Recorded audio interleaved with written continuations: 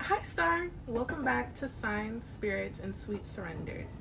I'm Lettuce, and today we're going to deep dive into how Spirit uses our bodies as wisdom teachers, even when our minds are a bit too stigmatized to listen.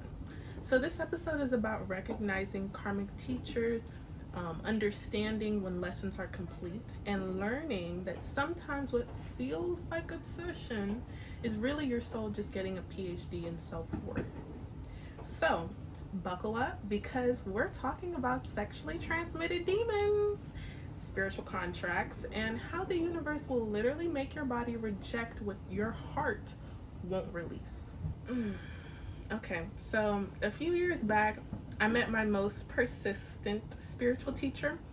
He came in disguised as a 32-year-old man, baggage, crazy baggage. I was ripely 19 years old and I thought I could handle anything.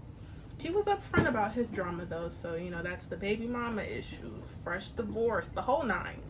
And 19-year-old me, oh, I saw a handsome face and thought, perfect, something temporary.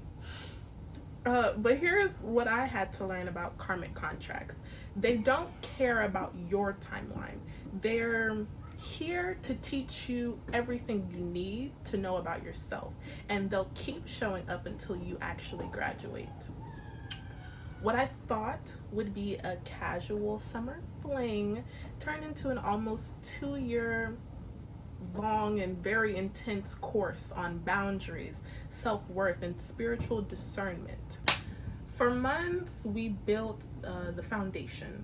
Coffee dates, long conversations over the phone, the slow burn, the stuff that makes you think you're building something real.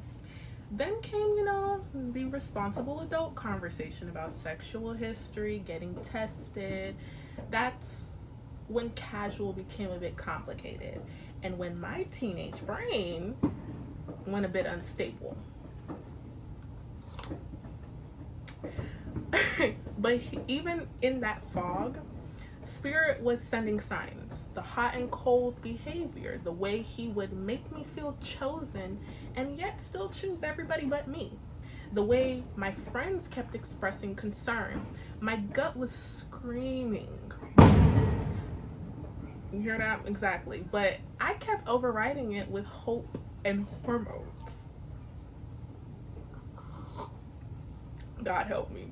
The first major lesson came when I finally gave him an ultimatum: commit or leave me alone.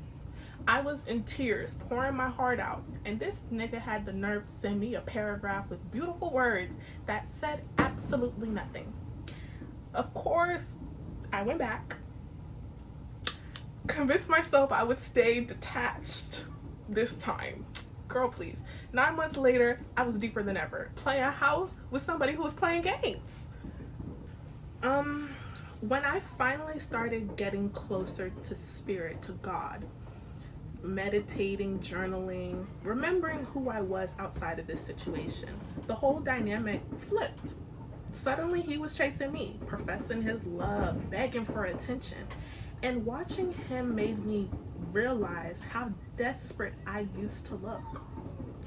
My body became my spiritual bouncer. I mean, I got my first UTI with this man. Yeast infections every time we were intimate. My body was literally rejecting what my mind couldn't leave behind. What once felt like chemistry started feeling like poison. I found myself faking pleasure, going through the motions, and just completely disassociated and disconnected. That's when I knew this wasn't love. This was a sexually transmitted demon that had served its purpose. My body was done with the lesson, even when my heart was still attached to the teacher. The universe has a sense of humor, because right when I was ready to leave, he offered me everything I'd been begging for years. I'm ready to date you for real this time. After years of being the devil's spawn, here's my prize. But the older version of me, 21, had the wisdom that my 19-year-old self didn't. I couldn't see the contract as it was. treacherous. The universe was giving me what I once wanted, but with newfound knowledge. Now I could make an informed decision. And of course, this time I chose myself. I went on a date with his associate and then even told him all about it. Not to hurt him, but because I'm an oversharer who believes in transparency. When he lost his mind, cussed me out, harassed me, talked about my mother, and even harassed the third party, all I could see was a wounded child. The mask had finally came off. The third party, of course, turned out to be another lesson. He was a kind man, but he was living in a glass closet, clinging to my arm like a purse when we ended up in Dallas's gay district. This whole experience taught me that some people come into your life as karmic teachers. They provide the exact curriculum your soul needs to evolve, even when it feels like hell.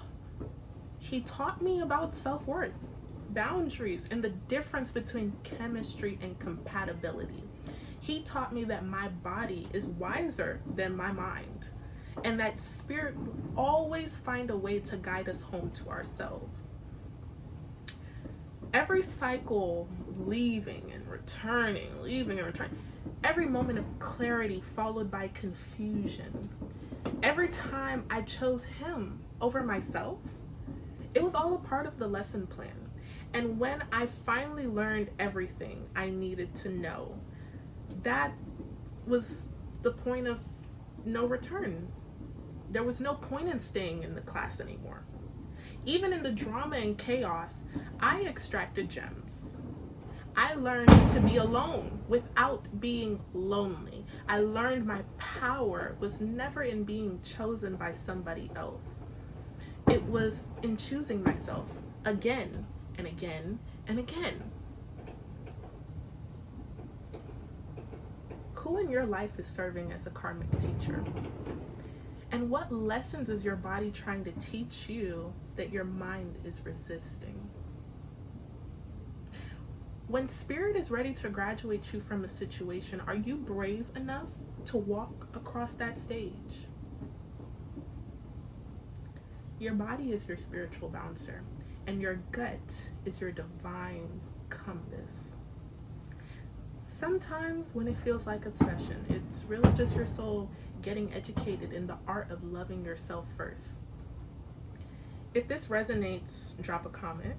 Let me know what karmic lessons you're currently enrolled in. And if you want to conversate about finding wisdom in life's messiest situations, make sure to subscribe. Keep trusting your gut, gorgeous.